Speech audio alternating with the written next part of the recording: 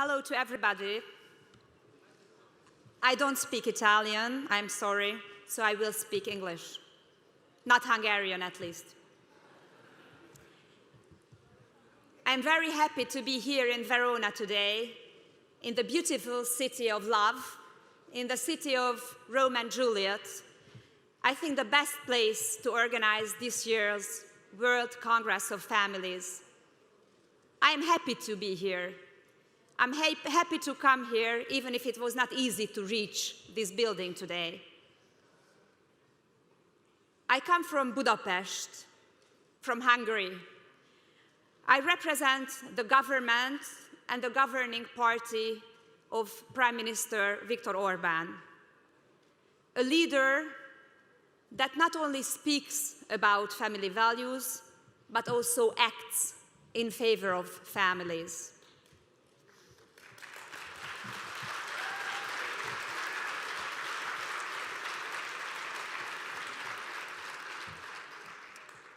I know how much tension the World Congress of Families raised here in Italy.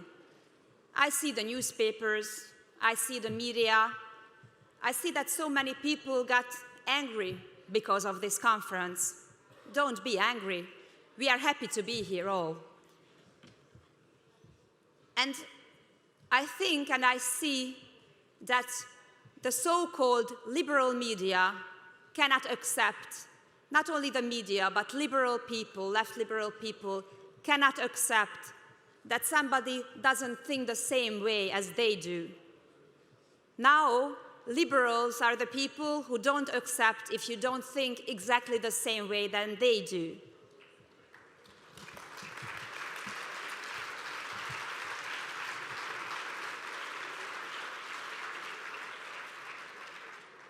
I am conservative. I am conservative, so I trust the other one. I am conservative, so I think that everybody has the right to think whatever.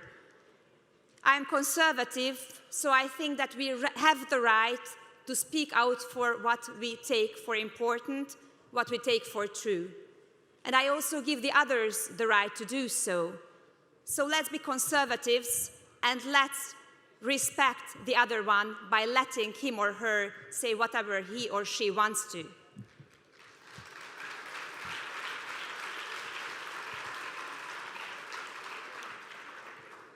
We are living in the times of fake news, of lies.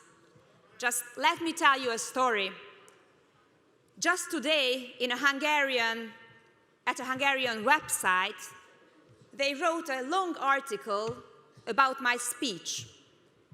They said that I said this, I said that, and they didn't like it. I mean, you didn't like it. So they even wrote this article saying that what I said wasn't even popular in this room. And so there was this long article about what I said when I even didn't have my speech yet. That's the world we are living in. Maybe they published this article some hours before they wanted to. It was a little bit too early because I didn't even step on the stage. I didn't even enter the building at that moment. But we are fine. We got used to this. And we have to stay brave. If we get feared, if we lose our braveness as political leaders, then we will lose ourselves. So I think we should not do that, and we should keep speaking up for our values.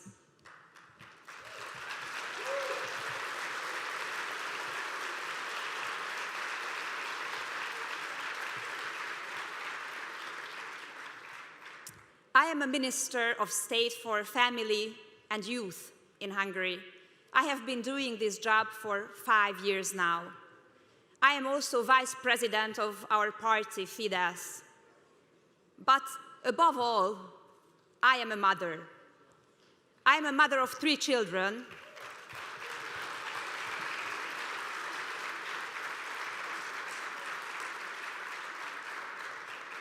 And I am not parent 1, nor parent 2. I am the mother of my children.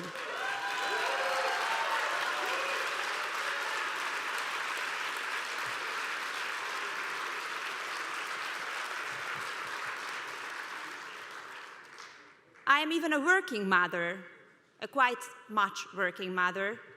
I have my political, professional career. I am a member of the parliament, but it is much more important that I am the daughter of my mother and my father, the sister of my brother, the wife of my husband, and the mother of our 3 children.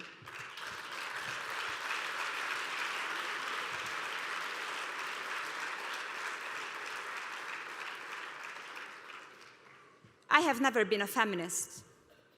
Sorry to say that, but it's true. And I just see that we are women just fighting for our rights all the time. And while fighting for our rights, we give up our privileges. Because we have rights, but we also have privileges. We women have the privilege to bear a child. We have the privilege to deliver a child. We have the privilege to breastfeed a child. Let's never give up on these privileges.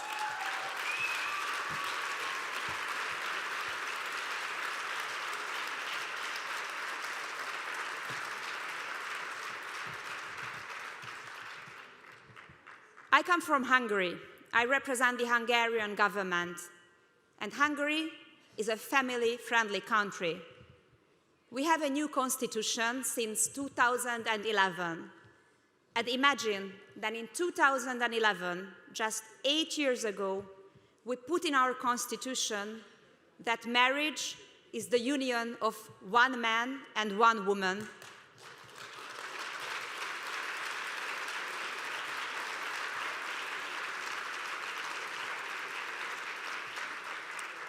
That family is based on marriage and the relationship between parents and children. And we also put in our constitution that life should be protected, and life begins with conception.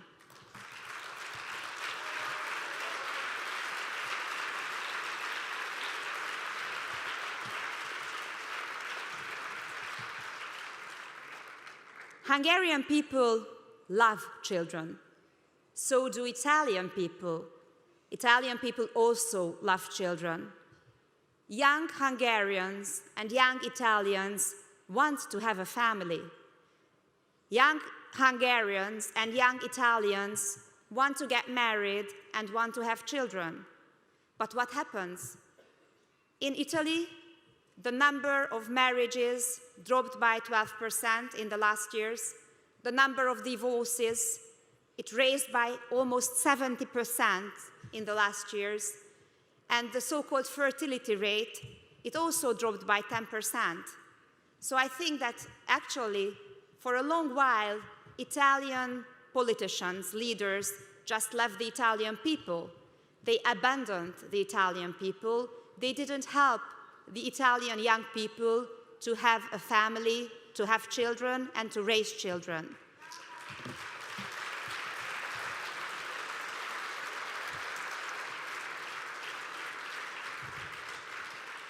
So that is why I think Italy needs its new leaders, needs a wind of change, needs a government that is in favor of protecting and helping families.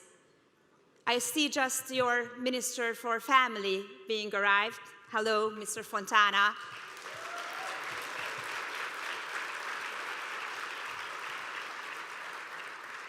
So you need those leaders who are brave enough to stand up for the family values, to support families, and to find the ways how to help young Italians to be able to fulfill their dreams, to have families, even large families, if they wish so. Europe is a continent of empty cradles. There is not a single European country now where enough children are being born. There is not a single European country where at least 2 children are born in one family.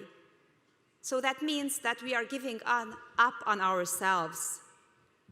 We have a demographic decline in many European countries. And on the other hand, we are facing a mass migration towards Europe. tens of millions of people are coming for a better life to Europe. And what do? We don't even raise the question. We just give bad answers. We don't even raise the most important question. Why don't European young people have children? Why did they give this up?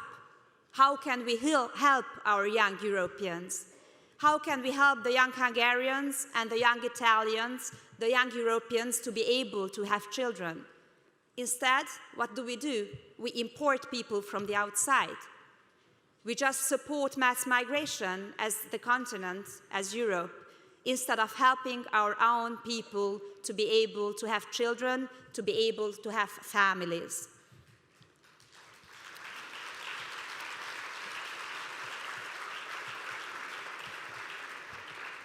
In Hungary, we have a family-friendly policy.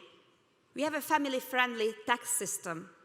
That means that the more children you have, the less tax you pay. For example, in Hungary, we just start a new program.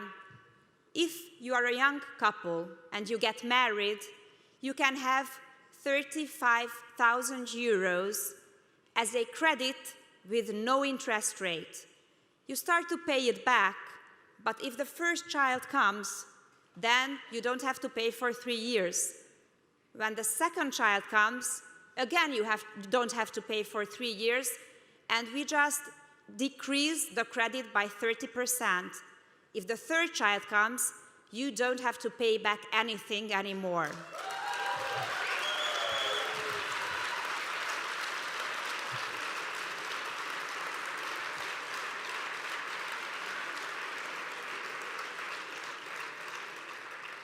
So that means that a young Hungarian married couple gets 35,000 euros, which they can use for whatever they want.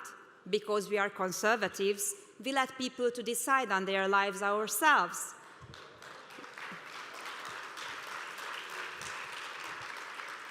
We don't tell them what to do with their money. We don't tell them how to spend this money.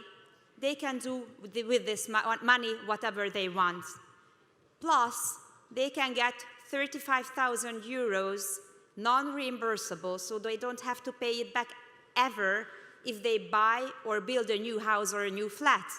So that they have a flat or a house to have children. If they want to have 3 children in the future, they get 35,000 euros non-reimbursable plus the other 35,000 euros. So with 70,000 euros, believe me, in Hungary, you can already start your life with your husband or your wife. So for a young married couple, that's already a sure start.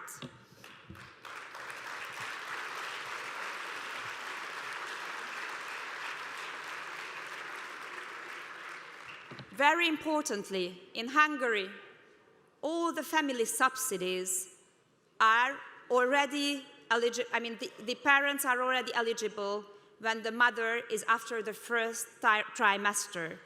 So after the first trimester, they will get these subsidies because we also acknowledge the newborn, not only the newborn, but also the unborn child.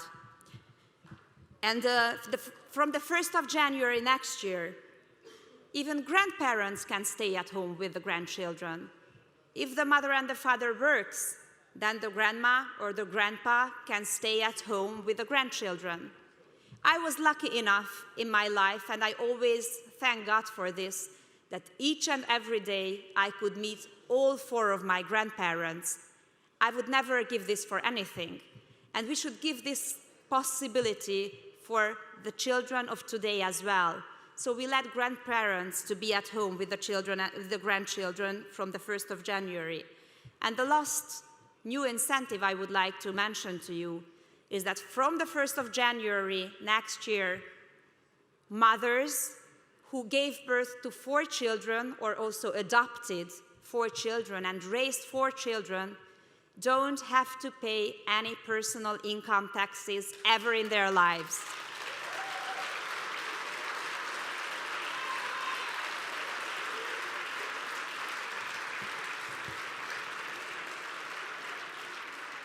I think many of you have 4 children, so welcome to Hungary. You are all welcome.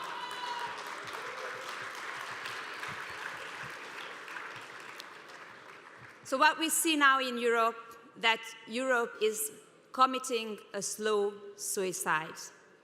Because Europe is giving up on its Christian culture and is giving up on supporting young people to have families. We don't just let it happen. We won't let Europe to commit suicide. We Hungarians and Italians, we won't let it happen. We'll have more and more friends who also agree with us on this issue, and so we won't let Europe commit suicide, because Europe is our Europe. Europe is our Europe that we want to defend. And we don't only agree with the Italian government about the migration policy, but we also agree with the Italian government about the family policies, the pro-family policies they want to introduce in Italy. So good luck to Italy, to the Italian people. Hope you will have this family-friendly government.